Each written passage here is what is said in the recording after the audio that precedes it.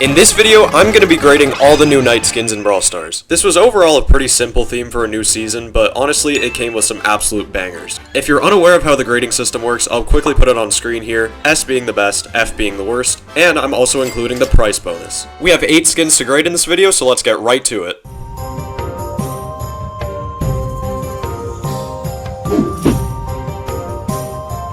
Starting off, we have the Brawl Pass skin of the season, King Starther Bow. Yeah, it's kind of a corny name. To be honest, I didn't really like this skin at first. I just thought it was a bit boring, considering there's like way better bow skins out there. But honestly, this one has kind of grown on me a little bit. Taking a look at its design, Bow is wearing a suit of armor with a blue, gold, and white color scheme, and his bow now has a shield attached to it with the face of an eagle, which looks pretty sick. As for the effects, Bow shoots out these arrows that have winged explosions at the end, which kinda looks like a kill effect. And the mines aren't too special, just being these knight helmets that also explode into wing patterns. This skin is pretty decent, but a few things just kinda throw me off from giving it a really good grade, such as the color scheme not being particularly interesting, and the overall simplicity of the skin's design. Going to the final score screen, I will be giving King Starther Bow a respectable B, and I think this skin isn't quite worth the epic pricing it's being offered at. It feels more like a super rare to me. Then, of course, for every new Brawl Pass skin, we have 2 variations to cover. Starting off with King Archer Bow, which takes on a much more dark color scheme with the black, green, and white, which I actually do think looks pretty decent. It's a nice subversion from the dark purple skins we usually see, I guess, but I still don't really know if I like this one or the original more. But what I do know is that I'm still going to give this one a B, and I'm once again going to give it an incorrectly priced tag. And now for my personal favorite color variation, we have Knight Bow. I love how vibrant this one is compared to the other two, and it looks so much better with its red, blue, and gold color scheme in my opinion. It makes this Knight skin actually look royal and prestigious. Also, slight side tangent here. But why is this the color variation and not the original? First of all, every skin in this set, besides the 2 bow ones, are all named Knight. And on top of that, King Archer and King Starther are clearly very similar names, not to mention one is a light color variation and one is dark. But for some reason, Knight Bow is the color variation? I don't know. Anyways, it doesn't matter. Going to the final score screen, I actually think this particular variation deserves the A. However, I'm still going to give it the incorrectly priced tag.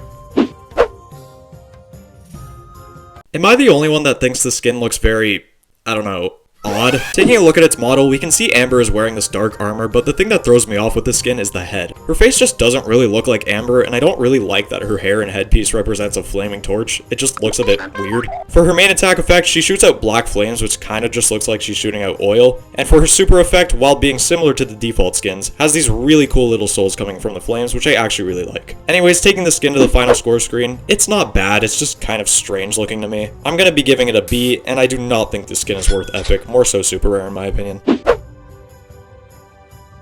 For being a free skin, if you count 10 gold as free I guess, Knight Doug looks really damn cool. This design makes Doug look so intimidating compared to his default. I love how he's a purple dragon in a set of armor, and one thing that stands out to me are those eyes, which we haven't really seen on any other Doug skin yet. Some people say this looks like a super upgraded version of his 30 gem skin, Draco Doug, and honestly I can totally see it. The effects are especially really cool. His main attack is this circle of dark spikes, and his body seems to be covered by this shadow figure thing every time he attacks, which really pops out in game. And his fat juicy wiener is now a fat juicy morning star? Taking the skin to the final score screen, I'm definitely giving this one an A, and it's absolutely worth its price in my opinion.